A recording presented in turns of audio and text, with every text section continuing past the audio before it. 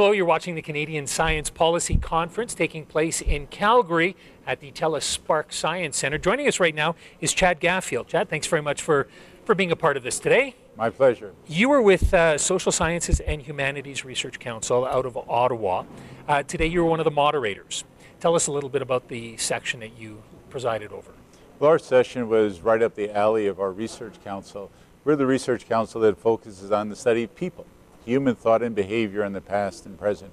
And what's interesting now is we think about the question of innovation in terms of people. Innovation is not simply about technology, it's not simply about things, but it's rather about people. How we behave, how we think about things, how we organize ourselves, whether it's businesses, governments, across society. So this session today was really grappling with a new sense of innovation and a much more integrated, holistic sense of how we're going to make a better world. When you say you're looking at people, is it because things are changing so quickly today? At one time, technology did not move nearly as fast, and perhaps it was easier to live your life and just keep going. But today it seems like things are happening at a meteoric speed, and trying to keep up with everything and get society caught up with everything seems to be a challenge. Well, I think one of the big points is that we've realized now that change is not technologically driven. I think we used to think that, that people were basically the same and technology was rapidly changing. In fact, what we know now is that technology is changing so quickly because our thinking and our behavior is changing, and therefore our new focus is on different kinds of tools and so on that will help us fulfill our ambitions that we've conceived in our heads. So in other words, what's happening is that technology is enabling our new way of conceiving of ourselves in the world. And that's what's really exciting. So after all, the technology is made by human beings. So why are we making technology like this? Because we're thinking about things differently. And that's what I think is really exciting about the deep changes that are happening today. So how does that then fit in with a conference like this? Well, our conference here is really focused on this challenge of making a better world. We want our businesses to be more successful. We want our schools to be better. We want our governments to be stronger. We want our communities to be smarter and smarter. So how do we do that? And I think for a few centuries, actually, we thought that the way we were going to move forward is by basically developing better things. So, for example, in terms of cleaning our house, we thought, okay, we're going to invent vacuum cleaners and toasters and kind of appliances and so on. We want to think about how we're going to have better furniture and so on, new ways of cutting trees or new ways of harvesting and so on. So the idea was a lot in terms of those new things that we were going to create. Now we realize that having more things, more technologies in and of itself is not going to make a successful society. It's not going to make us happy. It's not going to help us succeed as a society. The issue is not what we have, it's what we do with them. So technology can be good or bad. Innovation can be good or bad. We see, for example, 2008, the world goes into economic crisis.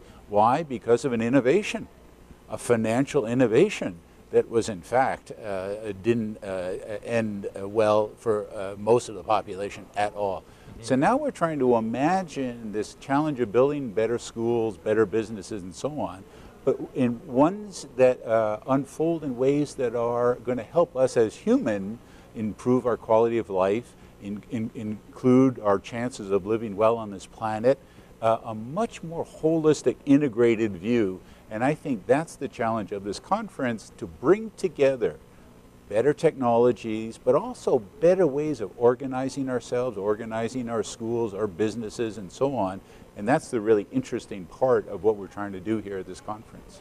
But there are people out there still that believe that bigger is better, more is magnificent, and that's the key, which seems to counter what you're saying.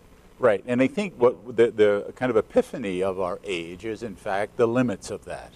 The notion that bigger and better and more and so on is not necessarily the solution. The good example that I like to give is the modern automobile. In 1908, the Model T Ford had a miles per gallon that was just about equal to the miles per gallon of the 2008 standard sedan in North America. Okay.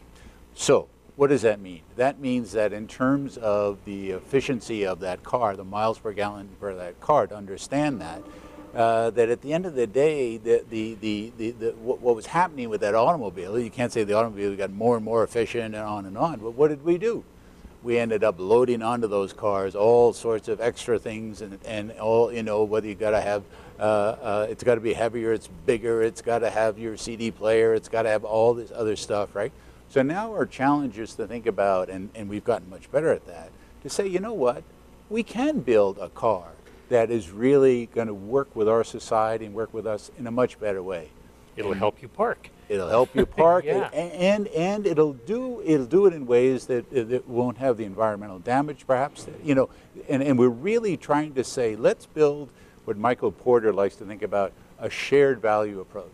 In other words, the notion that our quality of life is not just going to be enhanced by bigger and better and more, but it's going to be done in a way that connects better with us as human beings trying to live and share a planet, as an example. So I think there's a much more integrated, holistic way to think about this, and sometimes big and better is not the answer. There are other alternatives to piece this together, and that's what I think we're coming to grasp right now. Well, if anything that I'm getting from this group, what would be bigger and better, I guess, would be having an all-encompassing science policy. Do you find that, is that a concern of yours, that there's nothing defined? Because obviously there are regulations in place that govern certain industries and such, but an overall science policy doesn't seem to exist.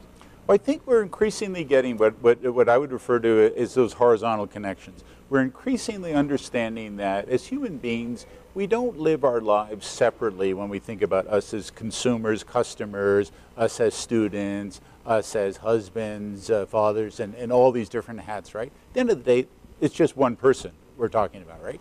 So we've got to keep all those different perspectives in mind as we try to make the various institutions work well. So whether it's at business and home and all the kind of dichotomies that we, you know, those vertical structures that we built during the 19th and 20th century, now we understand we've got to horizontally connect them. And people live their lives in integrated ways.